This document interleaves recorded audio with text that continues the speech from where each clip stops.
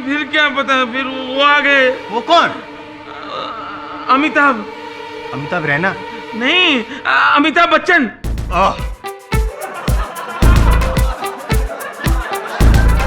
Order order, silence in the court. फिर अमिताभ बच्चन ने क्या किया? फिर हमें क्या पता, उनको पता होगा। बाद में क्या हुआ हमें नहीं मालूम हुआ।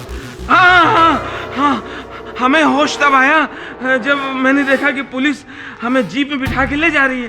तो मैंने सोचा मुझे मेरे घर ड्रॉप करने जा रहे होंगे, लेकिन मैं टेंशन में आ गया जब देखा मेरा घर निकल गया मेरे घर। हम 3-4 किलोमीटर आगे।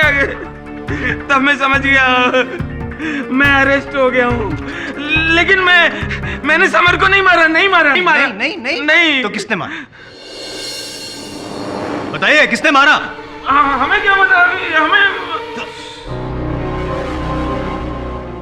जसवाल साहब, जरा ऑलियोस बहुत शोर मचा लिया आपने अदालत में। राजू। हाँ जी, राजू चौरसिया असली। हाँ, राजू चौरसिया असली। ये बताइए कि कल जब मैं आपसे मिलने आया था, आपने मुझसे कहा था कि समर से मिलने से पहले आप उसी थिएटर, यहाँ आप उसी थिएटर के मेकअप रूम में प्रोड्यूसर जग्गी मल्होत्रा से मिलने गए थे और आपने तब देखा था कि कोई उन्हें फोन पर धमकी दे रहा था। कहा था आपने? ये आपसे किसने कहा? आप ही ने तो कहा था। तब आप ही का रूप है वो, क्या नाम है उसका? गजोदर। तो गजोदर ने कहा होगा तो आप उससे पूछिए, हमसे क्यों पूछ रहे हैं?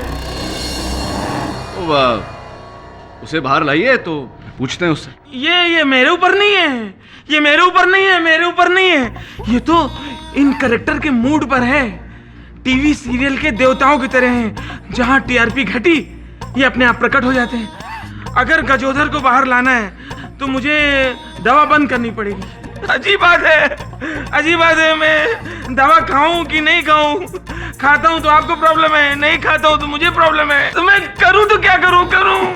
सिर्फ मैं ही हूँ जैसे कोई प्रॉब्लम नहीं है। टेंशन मुक्त हूँ, लेकिन आपके लिए थोड़ा टेंशन हो रहा है मुझे पाठक साहब। 7 सुरों में कहीं आपकी आवाज दब ना जाए। जसवाल साहब, मुझे लगता है कि इस समय आपको अपनी आवाज और अपनी ऊर्जा दोनों थोड़ी दबा कर रखनी चाहिए, क्योंकि ये 10 मिनट का मामला नहीं है, लंबा चलेगा, आगे जरूरत पड़ेगी।